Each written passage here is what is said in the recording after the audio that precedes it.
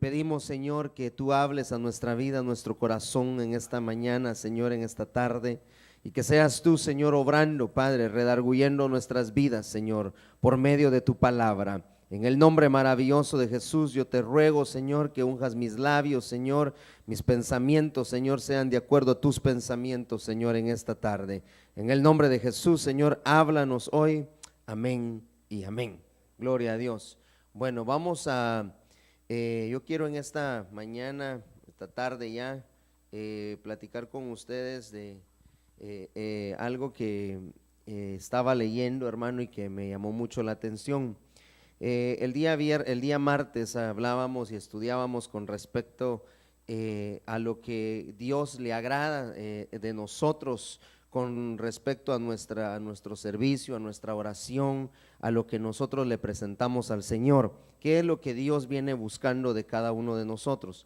El día viernes platicábamos con respecto a las cosas que sucedieron a algunos líderes que nosotros podemos encontrar en la palabra de Dios, que fueron ellos, hermano, los que Dios utilizó para muchas cosas maravillosas y poderosas, pero que fueron descalificados. Hablábamos acerca de las causas por las que podemos nosotros llegar a ser descalificados. Usted se recuerda que Pablo hablaba y él decía: no vaya a ser que yo, siendo el predicador, el que les hable, yo también me encuentre descalificado. Pero él decía eso con referencia a lo que hablaba anteriormente respecto a la carrera, porque el cristiano tiene una carrera que correr y puede hacer que lleguemos a ser descalificados. Entonces hablábamos con respecto a Moisés. Usted sabe que Moisés y Aarón fueron descalificados en el sentido de que no lograron entrar a Canaán, puesto que Dios se los había dicho de anterioridad a causa de no prestar atención a lo que Dios decía. Amén. Y así fuimos hablando de algunos personajes que son muy interesantes, hermano. Pero yo en esta mañana siempre me gusta repasar y tomar tal vez la misma temática que hemos traído durante la semana. Y entonces veía unos pasajes que yo quiero compartirle a usted.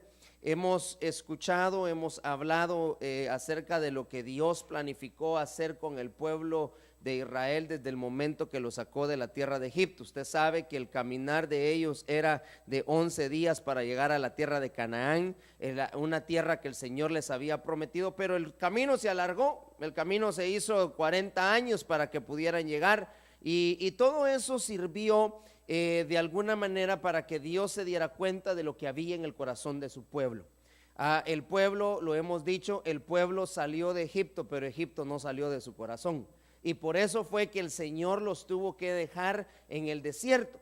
Entonces yo veía esto, hermano, la salida del pueblo de Israel de Egipto y su entrada a Canaán como dos etapas. La primera etapa que Dios utilizó fue sacarlos de la tierra de Egipto, y para eso Dios utilizó a Moisés. Entonces Dios viene, hermano, y yo veía esto de la siguiente manera: dos tipos de personas.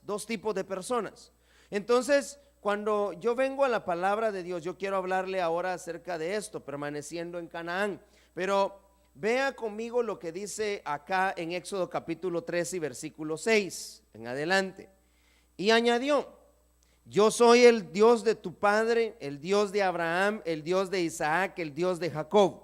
Entonces Moisés cubrió su rostro porque tenía temor de mirar a Dios. Y el Señor dijo: ciertamente he visto la aflicción de mi pueblo que está en Egipto, y he escuchado su clamor a causa de sus capataces, pues estoy consciente de sus sufrimientos. He descendido para librarlos de mano de los egipcios y para sacarlos de aquella tierra a una tierra buena y espaciosa, a una tierra que emana leche y miel, al lugar de los cananeos, de los hititas, de los amorreos, de los fereceos, de los heveos y de los jebuseos. Bueno, eso fue lo que Dios le había dicho a Moisés. Y ahí estaba él en la conversación con Moisés y le dijo: yo he visto la aflicción de mi pueblo, pero yo los voy a sacar a ustedes de la tierra de Egipto. Yo los voy a llevar a un lugar que fluye leche y miel. Nosotros sabemos lo que eso representaba. Pero le decía de esto es porque de ese pasaje nosotros podemos ver que Dios oyó la aflicción de aquellos que estaban en Egipto, y entonces, estando en Egipto, el Señor viene y los saca de Egipto, pero no los introduce a Canaán inmediatamente. Entonces los sacó de Egipto para pasarlos por un momento en el cual el Señor, le dije anteriormente, iba a ver lo que en el corazón de ellos había. Entonces Dios tenía que cambiar, Dios tenía que moldear de nuevo a su pueblo, porque ellos venían, hermanos, siendo esclavos. Ellos habían pasado 430 años, según la palabra de Dios, estando esclavizados, estando oprimidos. Entonces Dios tenía que cambiar eso de ellos. Entonces le decía también los dos tipos de personas, porque hoy nosotros nos damos cuenta que Dios vino, hermano, y dio a su hijo en la cruz del Calvario para ofrecer a su pueblo salvación. Pero la salvación es optativa, no es obligada, ni tampoco es impuesta. Entonces usted y yo optamos por agarrarnos de esa salvación, y de esa manera Dios nos sacó de Egipto. Paso número 1, Dios lo sacó a usted de Egipto. Dice gloria a Dios a eso. Dios nos sacó a nosotros de Egipto. Estábamos, hermano, esclavizados, estábamos perdidos, oprimidos, angustiados, así como estaba el pueblo de Israel en Egipto. Así estaba usted y yo. Pero Dios utilizó a su hijo, hermano, para sacarnos de ahí.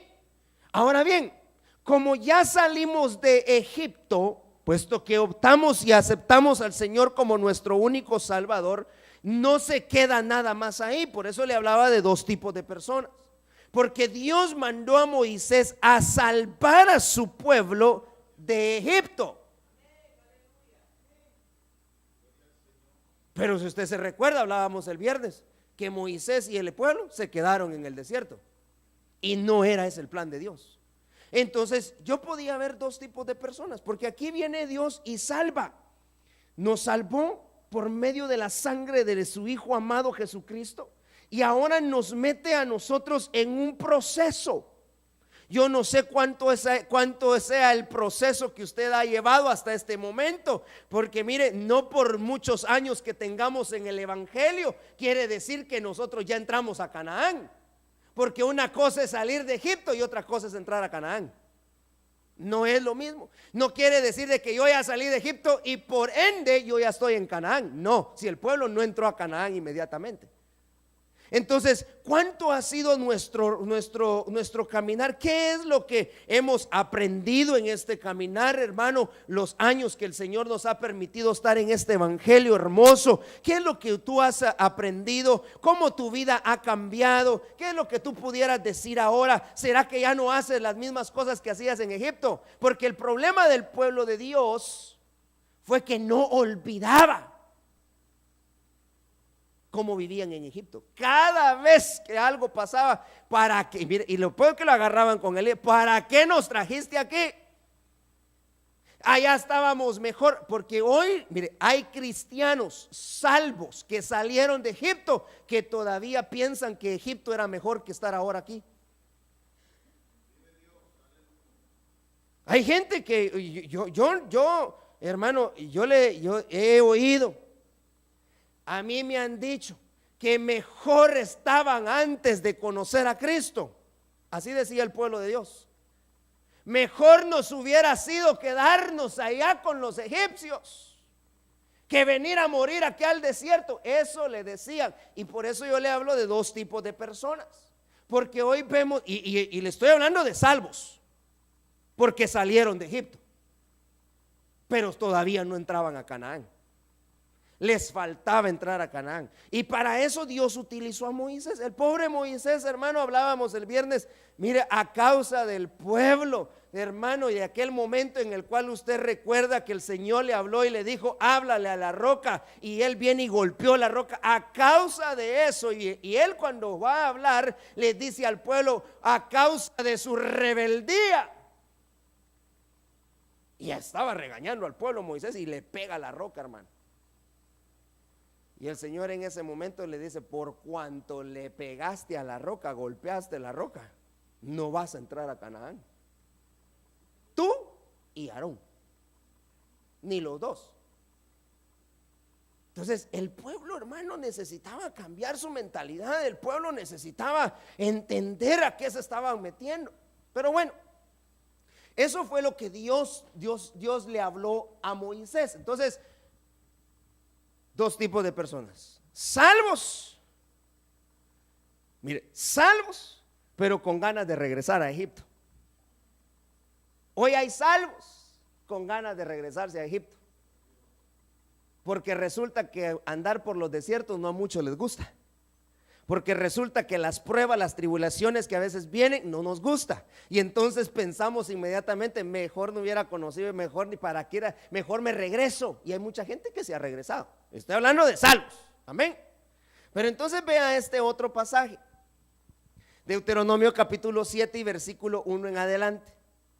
Cuando el Señor tu Dios te haya introducido en la tierra donde vas a entrar, oiga bien, no que ya entraste, vas a entrar, donde yo te voy a introducir, futuro, para poseerla, y haya echado delante de ti muchas naciones: los hititas, los gergeseos, los amorreos, los cananeos, los fereceos, los heveos y los jebuseos, 7 naciones más grandes y más poderosas que tú. Y cuando el Señor tu Dios las haya entregado delante de ti y los hayas derrotado, los destruirás por completo. No harás alianza con ellos, ni te apiadarás de ellos. Entonces mire, estaban en Egipto oprimidos, salen de Egipto, se van al desierto donde el sol, hermano, las inclemencias del tiempo, aunque Dios los protegía, pero ahí tenían a los amalecitas que a cada rato los andaban molestando, hermano. Por donde quiera que pasaban, el pueblo tenía enemigos por todos lados. Y resulta que ahora me vas a meter a una tierra donde también tengo enemigos. Porque resulta que, hermano, que yo se lo he dicho varias veces, que a ninguno de nosotros nos dijeron: mire, hermano, caminar en el evangelio es, hermano, es caminar sobre pétalos de rosas, porque no le dijeron eso a usted. Yo espero que no lo hayan engañado, porque no es así. Ciertamente es un camino de victorias, es un camino donde vemos la mano poderosa de Dios y donde Dios se manifiesta, pero hay problemas, pero hay dificultades, pero hay adversarios. Usted y yo tenemos enemigos, hermano, que lo que quieren es vernos derrotados, vernos frustrados en el camino. Así querían ver al pueblo de Israel.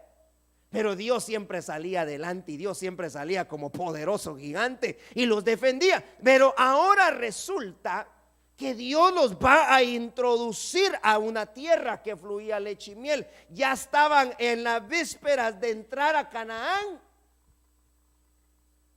Pero ese pueblo que estaba a las vísperas de entrar a Canaán, hermano, no era el mismo pueblo que salió de Egipto. Ya para entonces, usted recuerda la historia, en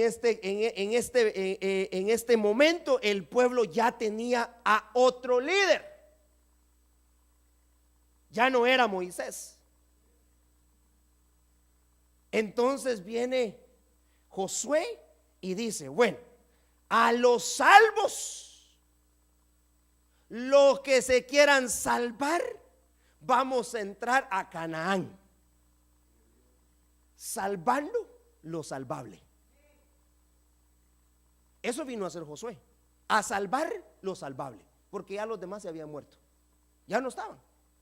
Ya habían, hermano, mire, si lo ponemos en este tiempo, ya habían desertado, ya no querían nada con Dios, se habían apartado. Entonces ahora Dios levanta a un Josué y le dice a Josué: tú vas a introducir, vas a salvar a aquellos que son salvables, aquellos que se permitan circuncidar, aquellos. Entonces mire, empezando por la circuncisión, porque Josué entendió que el pueblo que había salido de Egipto por 40 años no había sido circuncidado. Y no importa la edad que tengas, hoy te circuncidas o te circuncidas, si no, no vamos a entrar. Y Josué empezó a cambiar una serie de cosas que todavía habían pasado, hermano, a través de esa generación, que habían sido transmitidas. Mire, si Josué no hace un cambio, si Josué no hace un corte como el que el Señor le pidió que hiciera, el pueblo, hermano, hubiera entrado a Canaán, pero o tal vez Dios no se lo hubiera permitido. Lo cierto es que si entran, yo le aseguro que, mire, yo le aseguro que con la primera batalla los acaban. Entonces Dios le dijo a Josué: salva lo salvable. Y entonces me llamó mucho la atención cuando me puse a pensar en esto, porque mire, ciertamente hoy en este evangelio encontramos dos tipos de personas. Ya le expliqué: los que Dios salvó y los que un día entregaron su vida al Señor, pero con deseos todavía de regresar a Egipto, si es que todavía no han regresado. Pero hay otros que se han mantenido, y ahora viene el Señor y dice: bueno, hoy salvamos a los salvables y hoy los vamos a meter a Canaán. Pero esos salvables van a tener que estar dispuestos a cambiar sus actitudes, a romper con todo aquello que sus padres posiblemente les transmitieron. Mire, ahí en esa generación de Josué y Caleb que nosotros conocemos, hermano, usted se da cuenta que cuando salieron de Egipto, ya eran 40 años antes de poder entrar a Canaán. Ellos oyeron a sus padres. Tal vez en ese momento no tenían opinión ni criterio, no podían decir nada porque eran menores, pero ahora ya eran muchachones. Pero ellos en un momento oyeron a lo que sus papás decían, cómo renegaban, cómo, hermano, se portaban delante del Señor, las cosas que hacían, cómo el Señor los reprendía, qué es lo que el Señor, y ahí estaban. Entonces Josué dice: vamos a entrar a Canaán. El Señor nos dijo desde el tiempo de Moisés que ahí hay 7 naciones y son más poderosas que nosotros. Son más poderosas que nosotros. La única manera como nosotros vamos a poder vencer, la única manera como nosotros vamos a poder echarlos de ese lugar, porque Dios ya los entregó en nuestras manos, es aferrarnos al Señor, pero también cambiando nuestras actitudes delante de Dios. Por eso nuestros padres quedaron tendidos en el desierto, porque desobedecieron a Dios, porque no quisieron cumplir sus mandamientos, porque se apartaron, porque su corazón estaba siempre pensando en Egipto. Por eso, si no cambiamos eso, no vamos a entrar a Canaán. Así que los que estén dispuestos, hagan una fila aquí, por favor. Y ahí fue cuando los circuncidó, porque circuncisión significa corte. Vamos a hacer un corte. De aquí para atrás, lo que de nuestros padres heredamos, pero de aquí para adelante, una vida en abundancia. Así que los que estén dispuestos, los salvables, vamos a ser circuncidados. Muy bien, lo que tú ordenes, Josué. Y ahí usted se recuerda, hermano, en Gilgal estaban, y les hace una circuncisión a todos esos hombres ahí. Pero eso fue tremendo, si la circuncisión tenía que ser a los 8 días de nacido. Pero estuvieron de acuerdo. Estuvieron de acuerdo y le dijeron: es cierto, reconocemos que lo que nuestros padres hicieron no les produjo ningún bien. Reconocemos que lo que oímos de nuestros padres, que lo que nuestros padres hicieron a nosotros no nos beneficia. Entonces hoy cortamos a eso. Por eso dice Pablo ahora hablando, nosotros debemos, hermanos, de desechar la vana manera de vivir que heredamos de nuestros padres, porque eso no te va a permitir entrar a Canaán. ¿Te vas a quedar? Si Dios, hermano, que amaba a su pueblo, lo dejó tendido en el desierto. Mire, ¿amaba a Dios a Moisés? Lo amaba. Pero le dijo: no vas a entrar. Y eso le explicaba a los hermanos el día viernes. Imagínese correr una carrera sabiendo que ya fuiste descalificado. Muchos hubiéramos dicho: ¿para qué correr? Entonces, ¿para qué seguir? De mejor me voy al mundo, si de todas maneras Dios ya me descalificó. Pero no, Moisés continuó, por si el Señor tenía misericordia, por si el Señor cambiaba su parecer. Pero si Dios hizo eso con Moisés, con aquel pueblo, no lo iba a hacer con los demás. Entonces ahora resulta que tienen que entrar a Canaán. Entonces los salvables, el remanente que quedó de los que salieron de Egipto, entre ellos Josué y Caleb y aquellos muchachos, hermano, entre ellos estaban otro montón de muchachos que también habían visto la mano poderosa de Dios y creyeron a la promesa de Dios. Entonces ahora viene el tiempo de entrar a Canaán.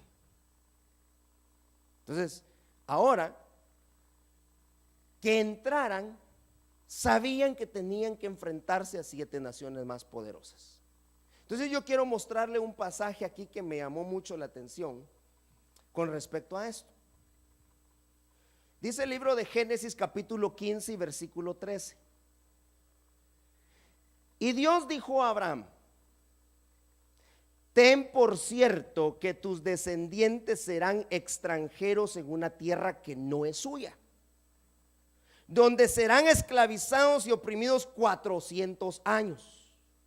Mas yo también juzgaré a la nación a la cual servirán, y después saldrán de ahí con grandes riquezas. Tú irás a tus padres en paz, y serás sepultado en buena vejez. Y en la 4ª generación ellos regresarán acá, porque hasta entonces no habrá llegado a su colmo la iniquidad de los amorreos. Ahora mire, el entrar a Canaán no fue algo que de repente el Señor vino y le dijo a Moisés que iba a hacer. Dios estaba haciendo con su pueblo algo que él había pactado, algo que él había prometido a Abraham. Pero para poderlo hacer necesitaba valerse de Moisés y de Josué. Pero entonces le habla y le dice: ok, yo los voy a entregar. Pero algo tenemos que observar acá. Yo los voy a hacer que regresen a esta tierra. Ahí le hizo referencia a los 400, cuando dice los 400 años fue el tiempo que el pueblo de Israel pasó sometido bajo la mano de Faraón, bajo la bota del Faraón. Ahí estuvieron 400 años. Ahora el Señor los saca de ahí, y dice el Señor que cuando los sacó de ahí, los sacó con grandes riquezas. Y eso dice la palabra de Dios, que cuando el Señor los sacó de la tierra de Egipto, los egipcios les dieron oro y plata y vestidos y todo lo que querían. El pueblo salió con riquezas. Entonces se estaba dando el cumplimiento a una promesa que Dios había dado en aquel tiempo a su siervo Abraham. Pero también le dice: tú ya no lo vas a ver, a ti te van a sepultar, vas a morir en buena vejez, no te preocupes, yo voy a cumplir lo que te dije. Y luego dice aquí: y en la 4ª generación ellos regresarán acá, porque hasta entonces no habrá llegado a su colmo la iniquidad de los amorreos. Bueno, entonces le está hablando de generaciones. Esas generaciones van a regresar acá. Muchas generaciones, la primera, la segunda, la tercera, lo que yo puedo entender, esas generaciones no van a regresar, esas se van a quedar. Y eso fue lo que Dios hizo. Y a ellos los voy a entregar, los voy a entrar a la tierra de Canaán. Pero ahí estaba, ya vio, estaban los amorreos, los heteos, los fereceos, los gergeseos, y 7 naciones que ellos tenían que echar, ellos tenían que sacar de ahí. Pero cuando el pueblo entra a la tierra de Canaán, empezaron a tener ciertos conflictos. Porque si ciertamente habían renunciado a la manera de vivir que de sus padres ellos habían heredado por medio de la circuncisión y habían optado, resulta que el pueblo terminó siendo influenciado por las naciones estas. Y esa influencia que ellos empezaron a tener les trajo muchos problemas. Y entonces yo, hermano, viendo los orígenes de todo esto, porque tenemos que volver a nuestros orígenes y saber qué es lo que a nosotros nos pueda afectar entrar a la tierra de Canaán. Entonces ya le mostré que el pueblo que entró, la generación que entró a la tierra de Canaán, tenía que primero luchar contra todo aquello que de sus padres venía. Pero resulta que ahora tenían que entrar a una tierra que estaba poseída por 7 naciones, y cada una tenía diferentes cosas que ellos no podían, no se podían contaminar.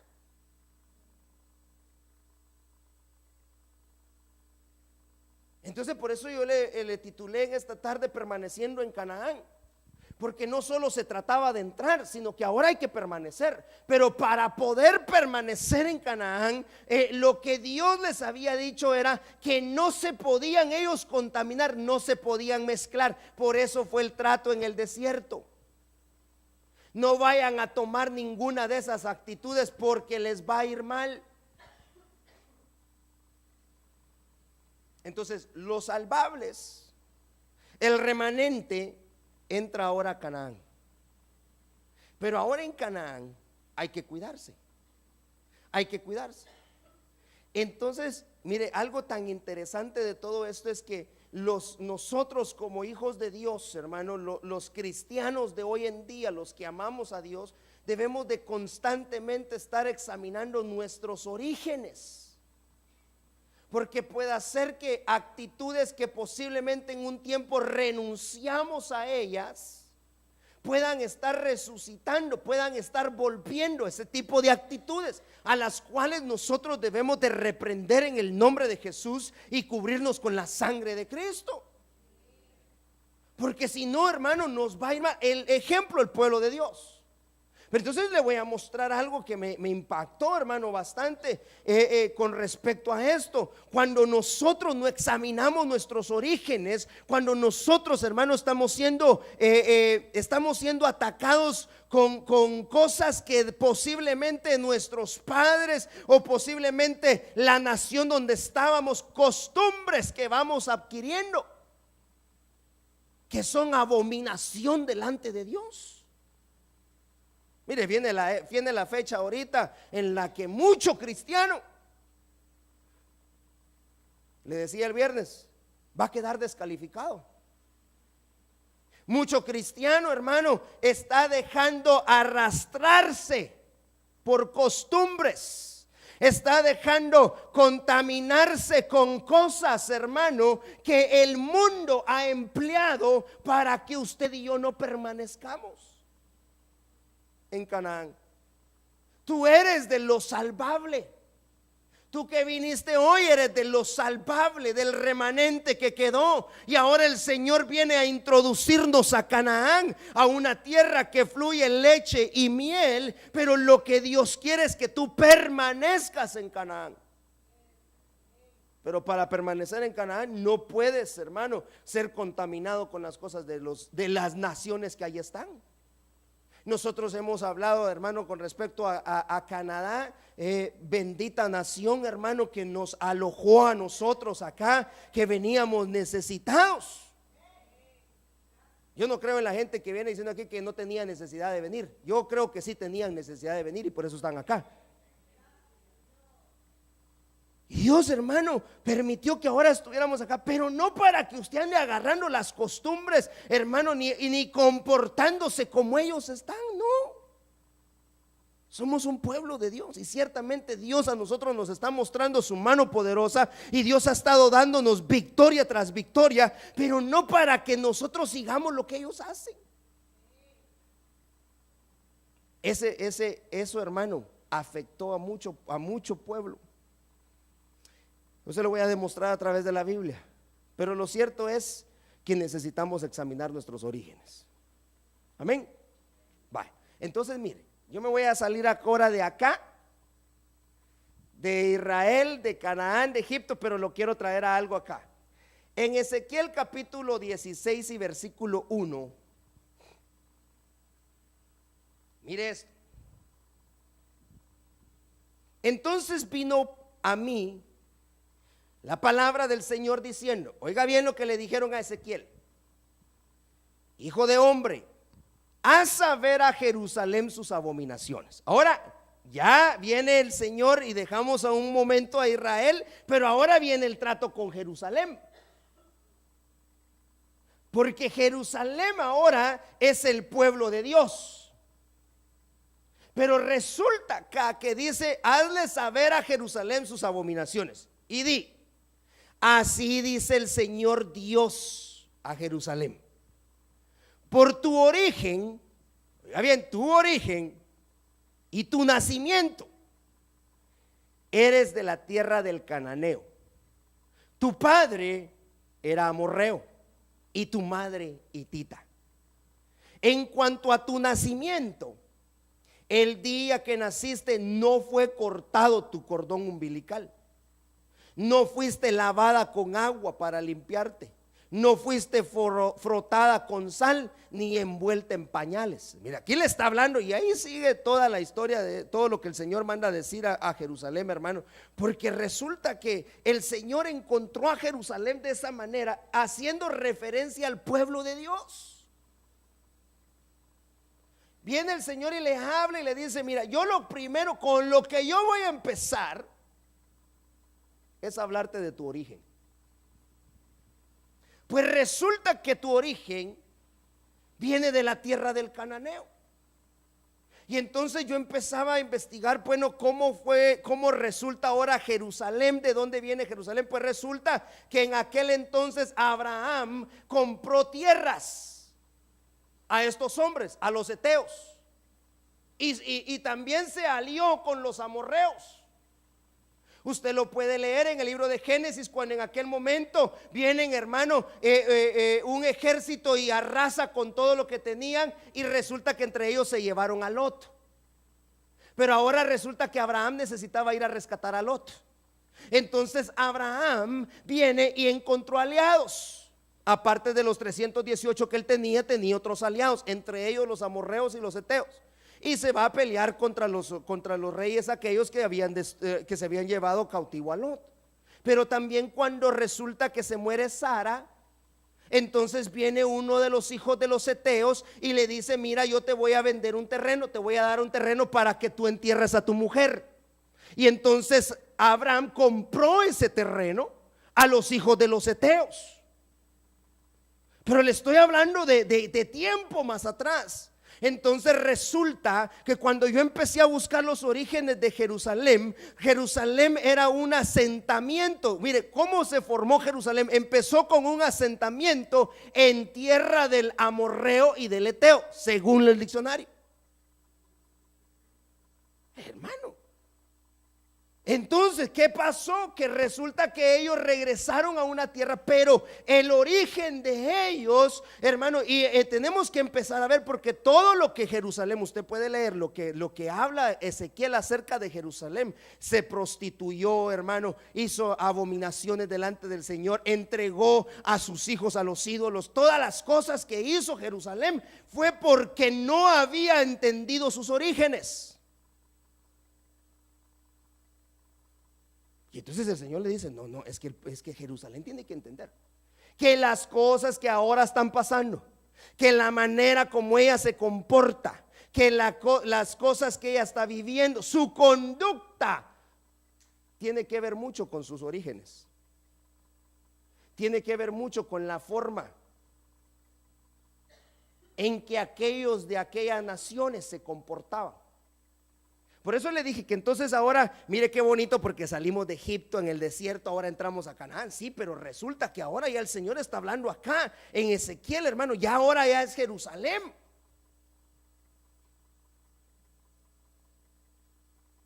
Y ahora acá se tiene que el Señor, se para el Señor y le dice, bueno, mira, la cosa no está tan fácil. La cosa no está tan fácil. Porque lo que tenemos que ver es sus orígenes. ¿Qué pasó? ¿Qué pasó entonces con el pueblo de Dios? Que entraron a Canaán, a la tierra del amorreo, del eteo, del fereceo, del gergeseo, de todos los que estaban ahí, 7 naciones, pero se contaminaron. Se contaminaron.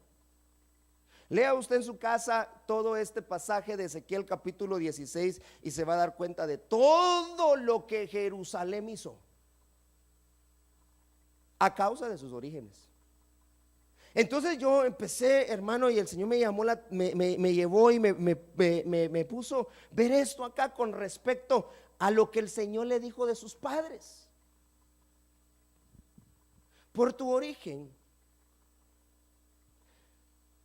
y tu nacimiento eres de la tierra del cananeo. Tu padre era amorreo y tu madre era unitita.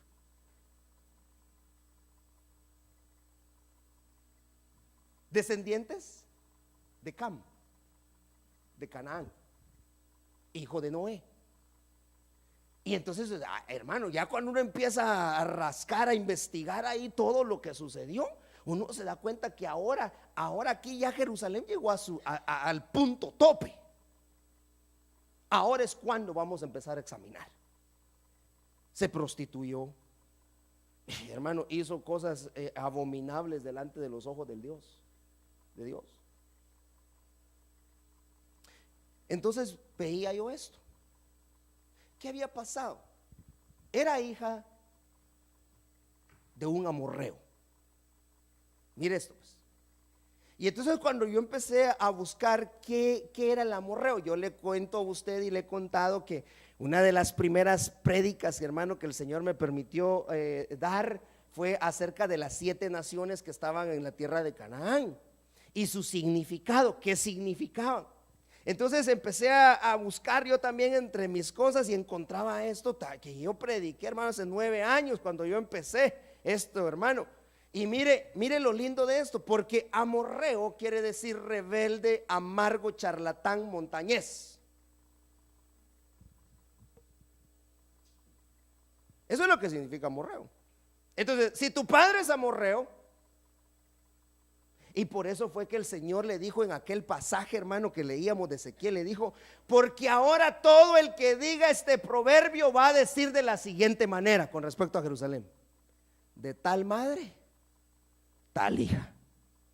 Entonces quiere decir que yo tengo que ver, y que ahora acá con respecto a esto yo podría decir de tal padre, tal hijo. Eso dijo el Señor. Ese es un proverbio bíblico que se repite, hermano, que se repite.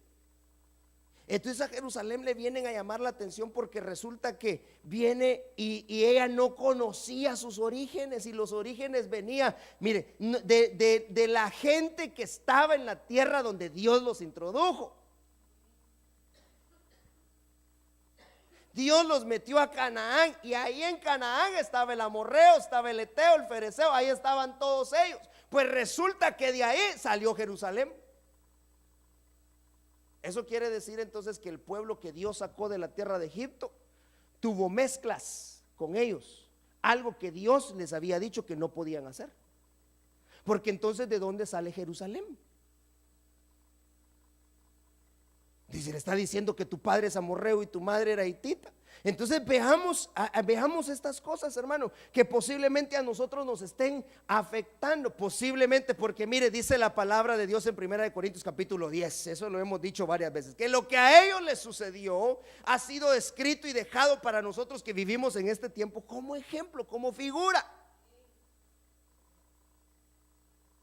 Entonces examinemos nuestros orígenes. ¿De dónde venimos? Para poder permanecer en Canaán, tú vas a tener que cumplir ciertos requisitos. Si no cumples esos requisitos, te va, hermano, el Señor que llamar la atención, y no vaya a ser que lo haga como ellos, hermano.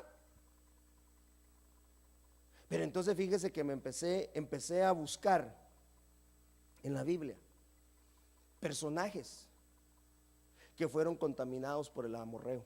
Y yo quiero hoy hablarle acerca del amorreo. Fueron contaminados por el amorreo.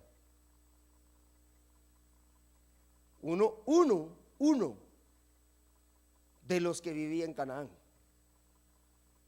Se dejaron contaminar. Entonces, amorreo, rebelde, amargo. Entonces mire acá, la rebeldía,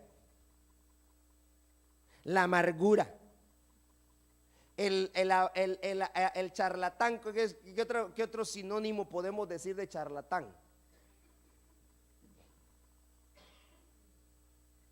Ayúdeme, charlatán. ¿Ah? Sinvergüenza. Hablador, charlatán.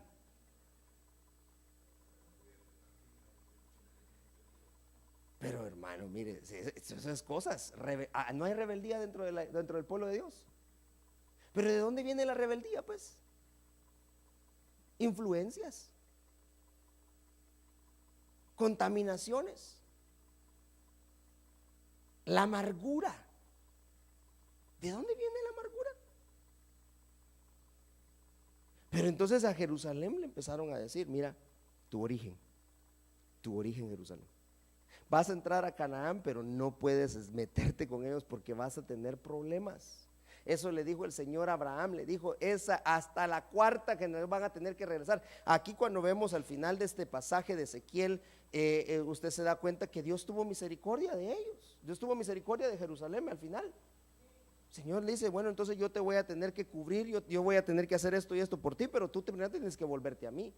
Pero yo quiero en esta tarde entonces enfocarme en esto del amorreo y no hablar mucho acerca de la rebeldía, pues ese tema lo hemos tratado, hermano, y pues usted lo conoce, pero acerca de la amargura,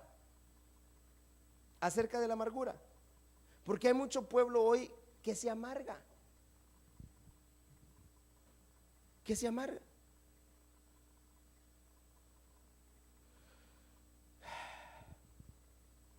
¿De dónde viene la amargura? Pues, ¿de dónde viene el amorreo? Viene de Mamre.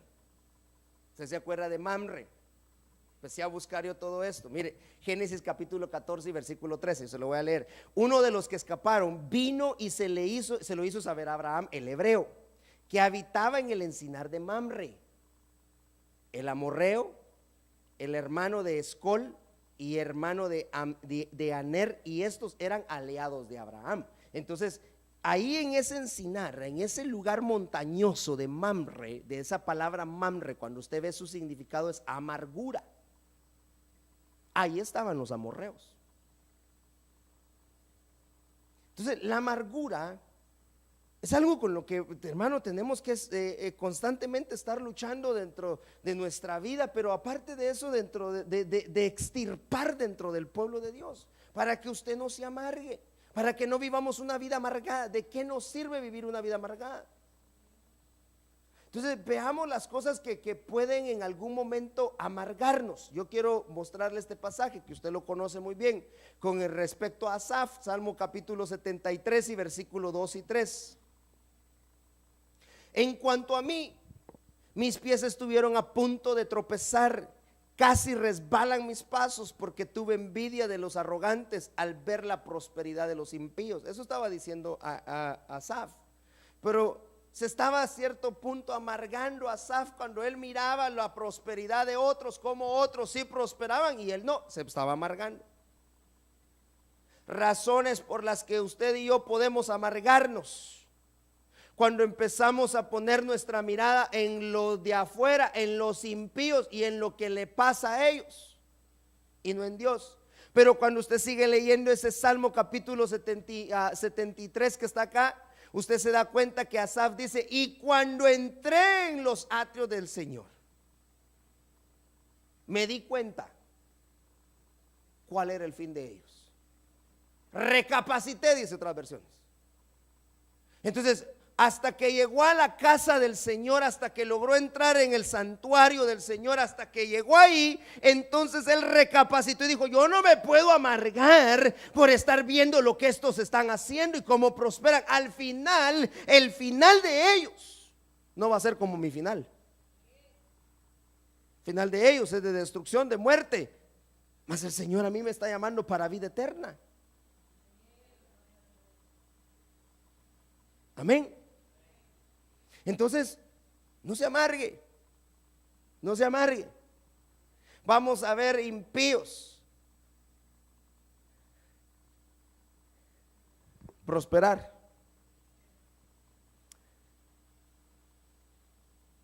Pero no se amargue usted. Al final, Dios a nosotros nos va a dar. Y mire, lo que Dios nos tiene preparado a nosotros, nos tiene preparado a cada uno de nosotros, hermano, es algo pero especial. No se amargue. No se amargue. Dios a nosotros nos va a dar lo nuestro. Recientemente yo, hace unos días platicaba con el hermano acá, Julián, y le comentaba alguna de mis experiencias, hermano. Pero recientemente en estos días pasó algo que yo no me esperaba. Y hay gente que realmente lo que quieren es verlo a usted amargado. Hay gente que lo que quiere es verlo a usted, hermano, tirar patadas al aire y a ver qué hace y vivir una vida angustiada. Y entonces sucedió algo y entonces yo tuve que decirle, Señor, mira, que se haga tu voluntad, Señor. Yo realmente, ¿qué puedo hacer? Pues yo ya no puedo arreglar esta situación, ya se dio y lo único que me queda es pues dejarlo a un lado y hacer otras cosas. Y cuando me doy cuenta, le cuento a mi esposa y le digo, mira, esto y esto pasó, pero mira lo que Dios hizo. Y le empecé a mostrar a ella lo que Dios había hecho, que resultó que el negocio terminó saliendo mejor que como yo lo había planificado. Y resulta que la otra persona quedó mal y todo lo que pueda pasar, ¿verdad? Porque se metió con un hijo de Dios. Pero no podemos nosotros amargarnos, hermano, por situaciones que estamos viendo. Tal vez a otro les esté yendo mejor, pero su fin va a ser, hermano, de muerte. Su fin va a ser de destrucción. No se amargue. Asaf lo entendió. Asaf lo entendió y inmediatamente él se ministra y dice, no, yo entonces volví en sí, yo recapacité y me di cuenta de lo que estaba pasando. No a la amargura. No dice usted amén, pero no a la amargura. ¿Sabe qué otra cosa te puede amargar? Yo voy así rapidito porque le quiero mostrar otras cosas. Otra cosa que nos puede amargar, Job capítulo 7 y versículo 11. Por tanto, no refrenaré mi boca, hablaré en la angustia de mi espíritu, me quejaré en la amargura de mi alma. Eso dijo Job. Porque cuando usted ve el contexto dice, mi carne se está cayendo ya de mis huesos. Y entonces la prueba que le había venido, la enfermedad que había caído sobre este hombre Job, lo amargó. Estaba Job hablando, hermano, usted lo puede leer ahí. Job, el hombre recto, perfecto delante de Dios, hermano, cuando el Señor habló y dijo, has considerado a mi siervo Job. Resulta que ahora Job, hermano, ya estaba viendo la situación, pero tremenda, ya él no sabía qué iba a pasar, pero ve lo que sucede y entonces él ve, hermano, y dice, no puede ser posible. ¿Cómo es eso que yo, siendo un hijo de Dios, esté padeciendo estas cosas? La prueba, el tiempo de la prueba puede ser una enfermedad, puede ser, hermano, alguna otra cosa, pero puede hacer que todo eso te amargue tu alma, y tú no lo puedes permitir, porque esa amargura es influencia de los amorreos. Usted y yo fuimos llamados para poseer, hermano, Canaán, para estar en Canaán, para mantenernos en Canaán, para ser gente próspera, para ser gente bendecida, pero el amargado no va a poder disfrutar de eso. Usted escoja eso. O escogemos el reposo de Dios, hermano, aún en medio de la prueba, o escogemos estar amargados? Pero una persona amargada no puede disfrutar, nada le satisface. Entonces Job se amargó. Mire, aquí en este Salmo 73, Asaf estaba amargado por ver la prosperidad de otros. Job se estaba amargando a causa de la prueba, a causa de la situación que estaba viniendo sobre él de una enfermedad. Pero vea este otro pasaje que yo tengo acá en Ruth capítulo 1 y versículo 20. Y ella les dijo: no me llaméis Noemí, llamadme Mara, porque el trato del Todopoderoso me ha llenado de amargura. Llena me fui, pero vacía me ha hecho volver el Señor.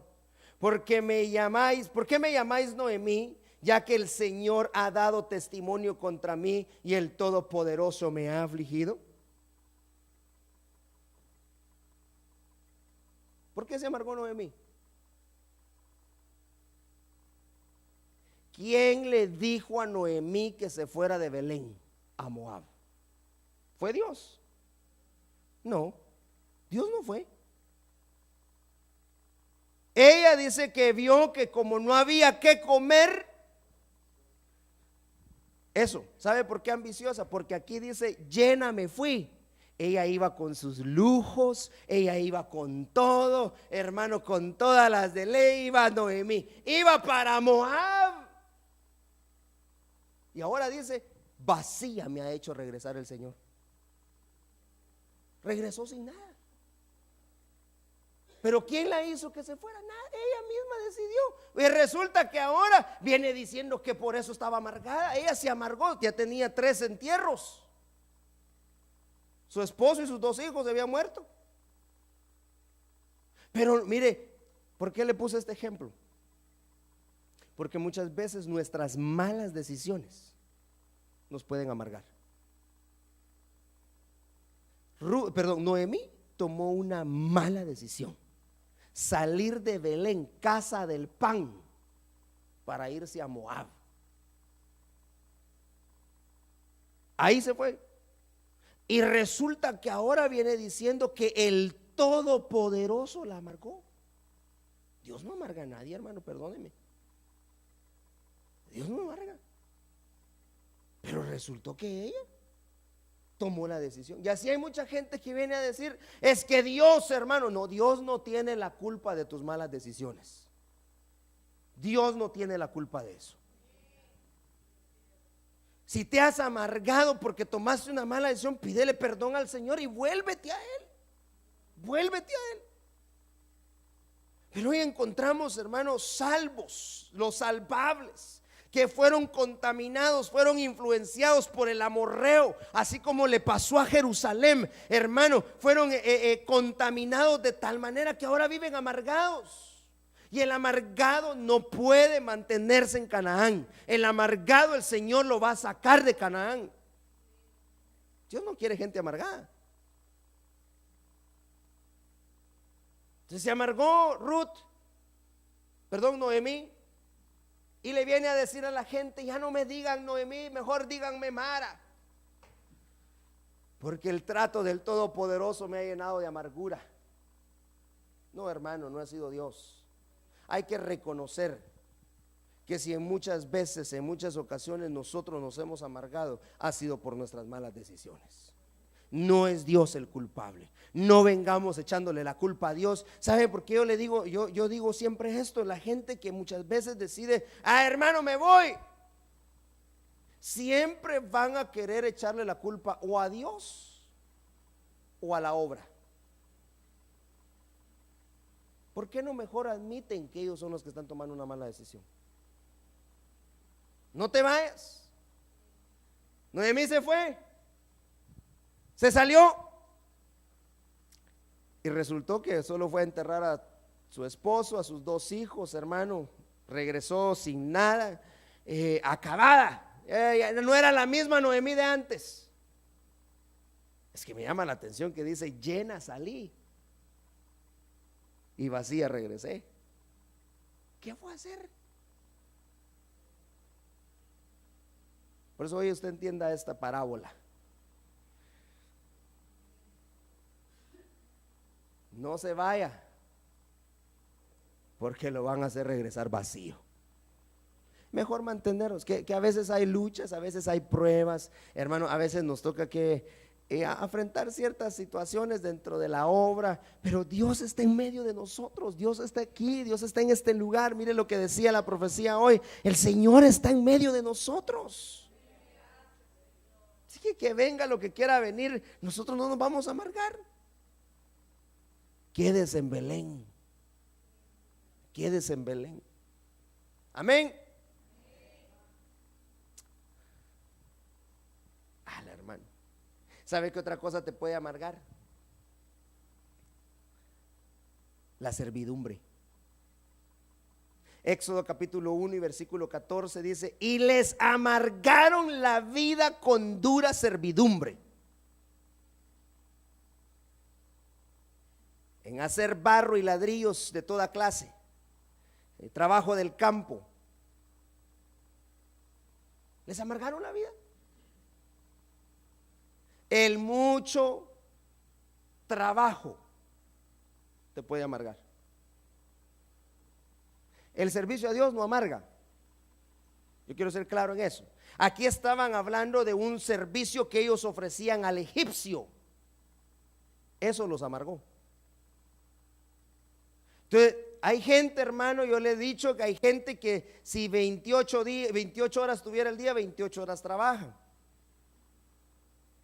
Se van a amargar, se van a amargar. Y amargados no podrán permanecer en Canaán. Influencia del amorreo.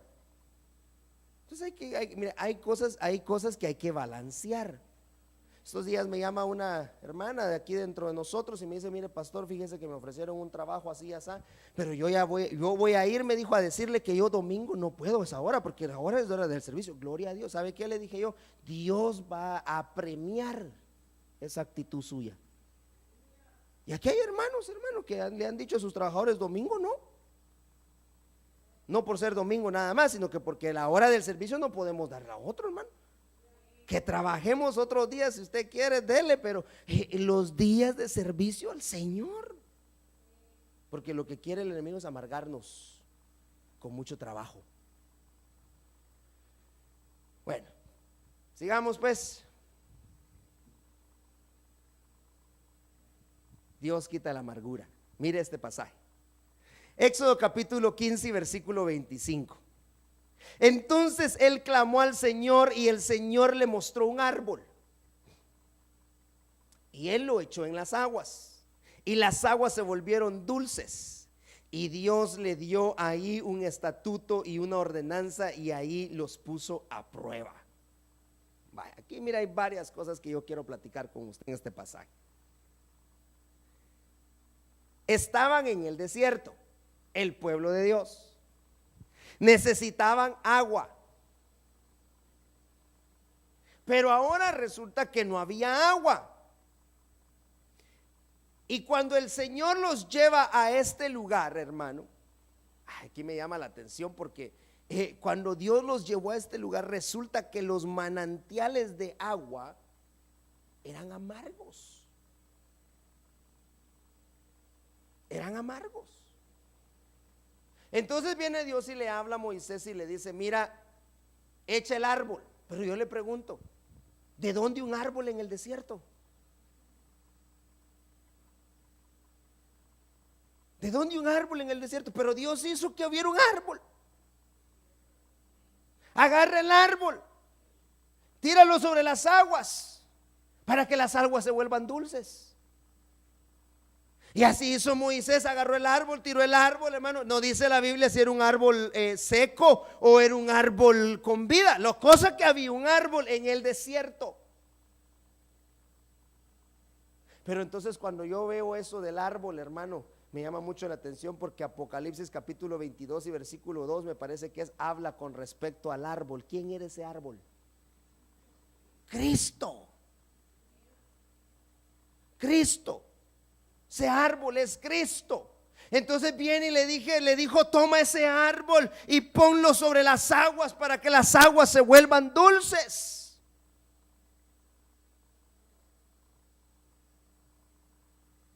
Pero hermano, cuando nosotros hablamos de la sanidad de las aguas, hermano, en varios pasajes, o cómo el Señor sana de cosas que parece ser que no se puede, hermano, hay cosas que parece ser imposibles para nosotros. Dios provee, Dios hace, hermano, y Dios, mire, los caminos de Dios nosotros no los entendemos. Usted se recuerda que en un pasaje me parece que es primera o segunda de Reyes, estaba Eliseo, hermano, acampando con el pueblo, y resultó que las aguas, las fuentes de las aguas estaban amargas. ¿Y qué hizo? Echó sal.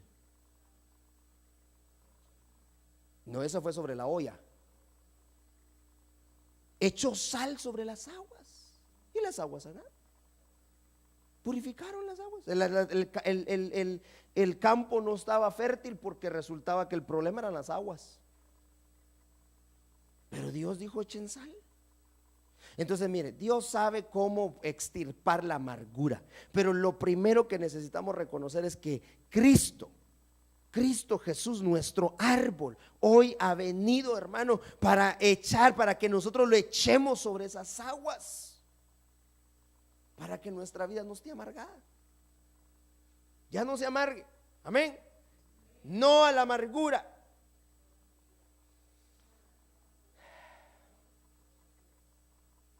Esas eran las aguas de Mara, pero ahí dice que el Señor los puso a prueba. Dios los probó en medio de la sed. Dios los probó en medio de la sed. Porque sabe que realmente, ¿qué puede hacer un árbol? ¿Qué puede hacer la sal? ¿Qué podrá hacer la harina para quitar todas esas maldiciones? ¿Qué pueden hacer? Pero cuando a esto se le añade fe, cuando Moisés añadió fe a la palabra que Dios le había dicho, que agarrara ese árbol y lo tirara, ya le dije, no dice si era un árbol frondoso, hermano, un árbol grande, lo cierto si era seco, como sea, la cosa fue que tuvo que tener fe. La clave en medio de la prueba es tener fe. Entonces fueron probados en su fe en el desierto, cuando las cosas se miraban amargas. Entonces la amargura puede ser una prueba también de parte de Dios. Y lo que Dios está queriendo de nosotros es que nosotros le pongamos fe a lo que Él dice, a su palabra,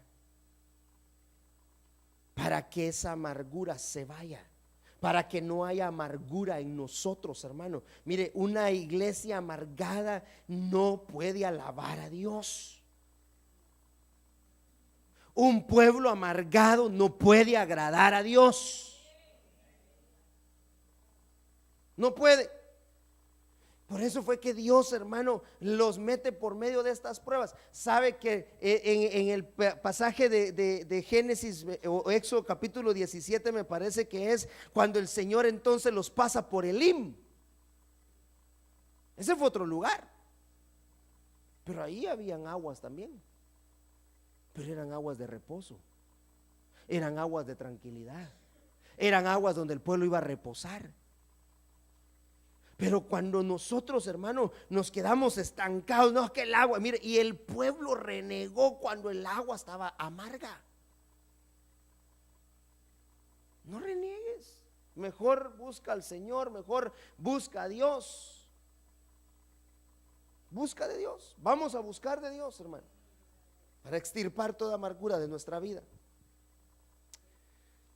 Mire lo que dice Primera de Reyes capítulo 21 y versículo 25. Ciertamente no ha habido ninguno como Acab.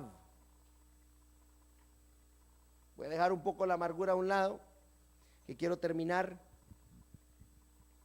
Oiga bien lo que dice: ciertamente no hubo ninguno como Acab, que se vendiera para hacer lo malo ante los ojos del Señor, porque Jezabel su mujer lo había incitado.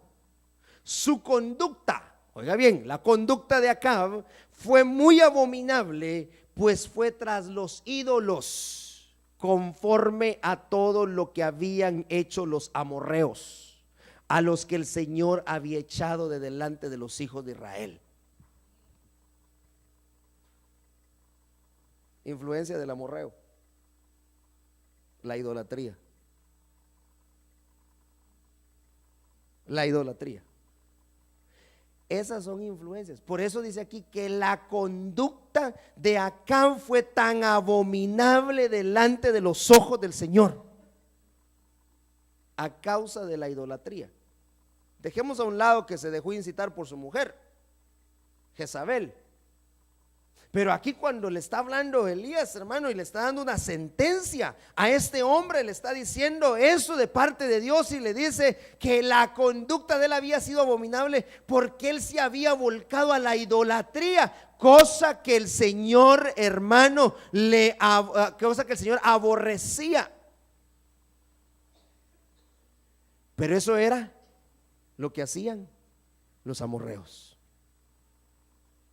Entonces le hablaba acerca de la amargura, pero ahora miremos esto de la idolatría. Eso es tremendo, hermano.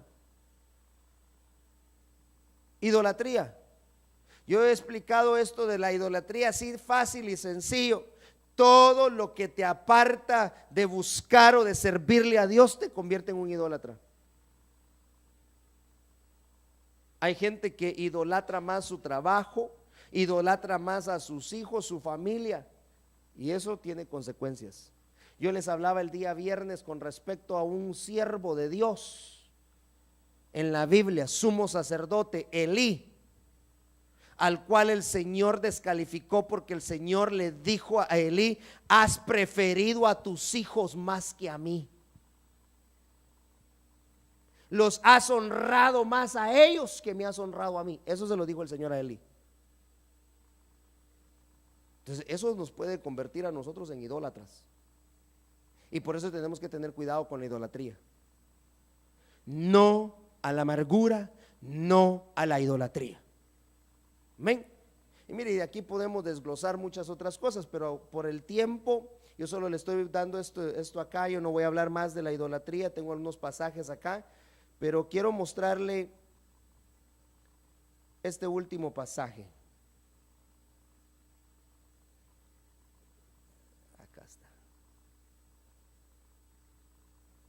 Segunda de Samuel capítulo 21 y versículo 2. Estamos hablando acerca de la influencia de los amorreos. Y llamó el rey a los gabaonitas y les habló. Los gabaonitas no eran de los hijos de Israel, sino del remanente de los amorreos. Y los hijos de Israel habían hecho un pacto con ellos, pero Saúl había procurado matarlos en su celo por los hijos de Israel y de Judá. Bueno, usted se recuerda que el Señor les había hablado que a ellos, a los amorreos, había que extirparlos. Pero resultó que el hombre líder de parte de Dios, hermano, viene y lo engañan. Josué capítulo 9 versículo 3.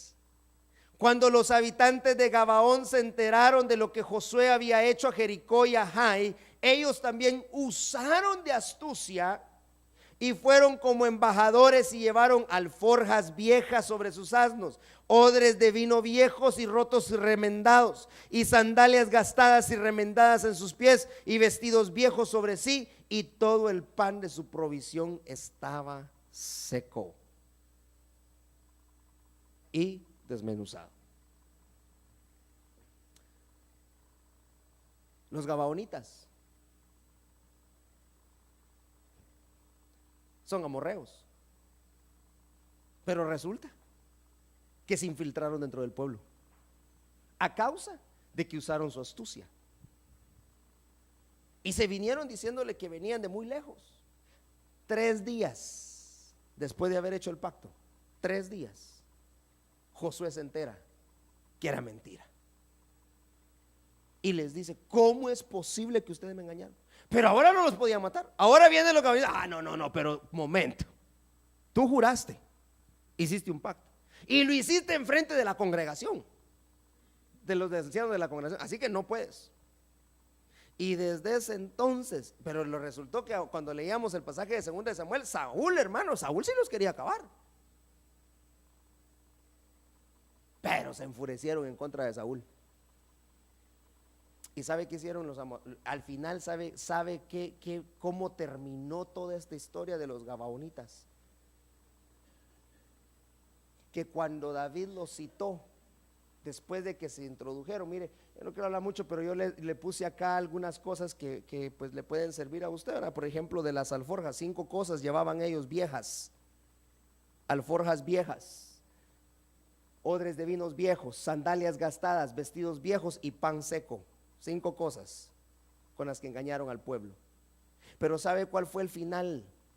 La influencia del amorreo. Yo termino con esto. La influencia del amorreo, hasta dónde llegó utilizando a los gabaonitas, que al final lo que le pidieron a David para quedar en paz fue que le dijeron: danos a los hijos de Saúl. ¿Sabe por quién van los amorreos? Por sus hijos. Eso le pidieron a David: entréganos a los descendientes. Entonces David dijo: yo no les puedo dar a Mefiboset porque por Jonatán. Antes a Mefiboset lo excluyeron, pero a los demás, los hijos de Bilha, todos ellos, ahí llévatelos. David quería paz, ya bastaba con todo. Pero ¿hasta dónde llegaron los gabaonitas? A causa de un pacto que se hizo con ellos, porque se infiltraron dentro del pueblo, que traen influencias amorreas. Entonces tenemos que tener cuidado dentro del pueblo.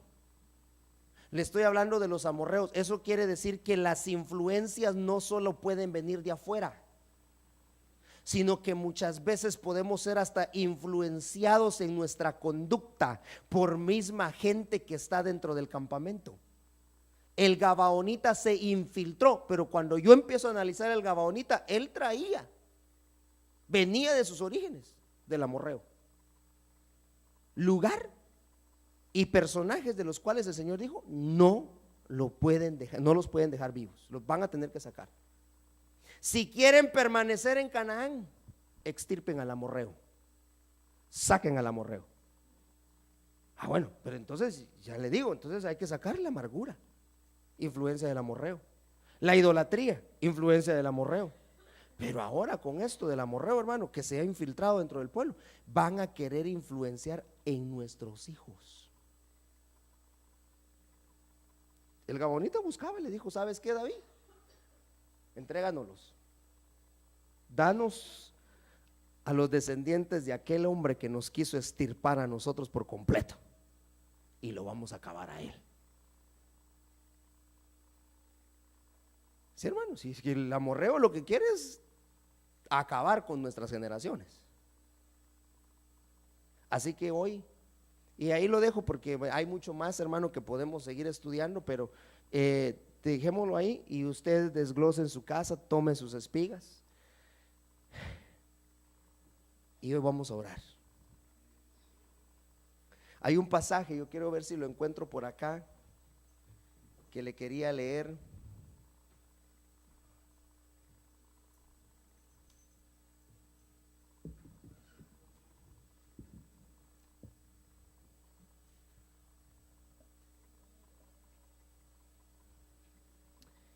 Cantares capítulo 4 versículo 11 dice: miel virgen destila de tus labios, esposa mía, miel y leche han bajado de tu lengua, y la fragancia de tus vestidos es como la fragancia del Líbano.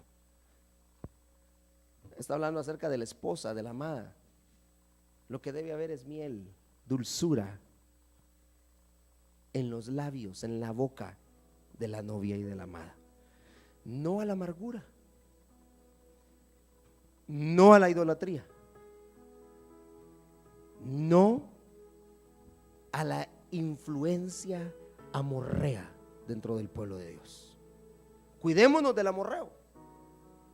Cuidémonos del amorreo. Le dije que el amorreo es rebeldía, amargura,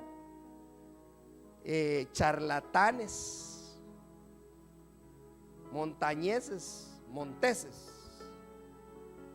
Cuidémonos de todas esas influencias en el nombre del Señor. Padre, yo te doy gracias. Levante su mano, yo quiero bendecirlo en esta hora. En el nombre de Jesús, Señor, hoy vengo delante de ti, Señor, ministrando esta palabra sobre tu pueblo. Venimos, Señor, extirpando, Señor, desde la raíz toda amargura, Señor, del corazón de tu pueblo. Extirpamos hoy, Señor, toda amargura, toda raíz de amargura, Señor, en el nombre de Jesús. Nos has enseñado hoy a través de tu palabra, Señor, que es una de las influencias amorreas, Señor. Y eso no nos va a permitir a nosotros permanecer en Canaán.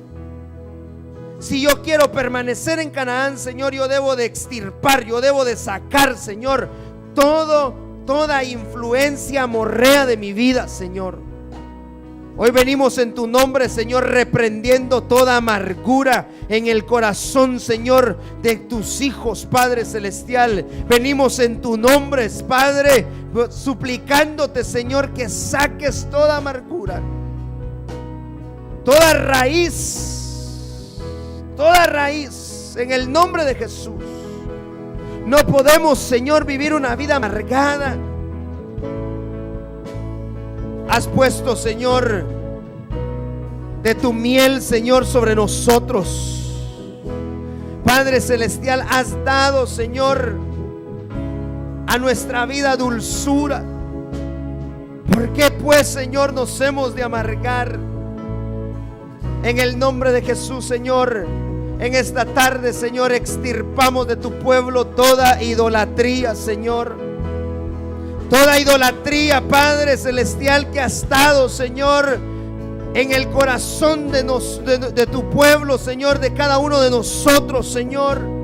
En el nombre de Jesús, Señor, en esta tarde le extirpamos, Señor, que nuestra prioridad seas tú, Señor, que sobre todas las cosas seas tú, Señor. No a la idolatría, Señor, no a la idolatría.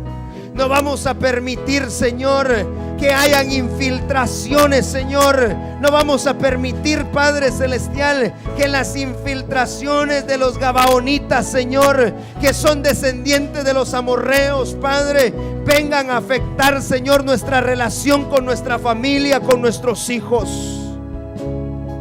En el nombre de Jesús, Padre Celestial, yo bendigo hoy, Señor, a tu pueblo. Yo bendigo hoy, Señor, a mis hermanos, Señor. Yo bendigo sus vidas, yo bendigo sus familias, Señor. Nos has llamado a poseer Canaán. Nos has llamado a poseer una tierra que fluye leche y miel, Señor. Una tierra de abundancia, Señor. Nos has llamado, Padre Celestial, para vivir en abundancia. Yo tomo, Señor, esta palabra a mi vida, Señor. Yo recibo hoy, Señor, esa palabra, esa promesa, Señor, que tú diste, Señor, Padre Celestial, desde aquel tiempo, Padre, a tu siervo Abraham, Señor. Hoy la tomo, Señor. Yo soy de los salvables, Señor. Yo soy de los que vamos a poseer, Señor. Yo soy, Padre Celestial, de los que vamos a permanecer en Canaán, juntamente con tu pueblo, Señor. En esta tarde, Señor, yo los bendigo, Señor. Y yo te pido, mi Dios, que tu palabra se haga vida en cada uno de ellos, Señor. Que tu palabra, Señor, se haga vida en ellos. En el nombre de Jesús, Padre, por favor. No a la idolatría, no a la amargura, Señor, en nuestra vida. No a las influencias, Señor. No a la contaminación del amorreo del gabaonita sobre nosotros, Señor. En el nombre poderoso de Jesús. Gracias te damos, Padre Celestial, hoy por tu palabra. Gracias te damos, Señor, por la enseñanza. Gracias, Padre Celestial, por las victorias que tú nos has mostrado, Señor. Gracias, mi Dios, te damos en el nombre de Jesús. Gracias, Señor, gracias. Te bendecimos, Señor. Te bendecimos, Padre. Y damos a ti toda la gloria y toda la honra por los siglos de los siglos. Gracias, Señor. Amén y amén. Gloria a Dios. Dele una ofrenda de palmas al Señor.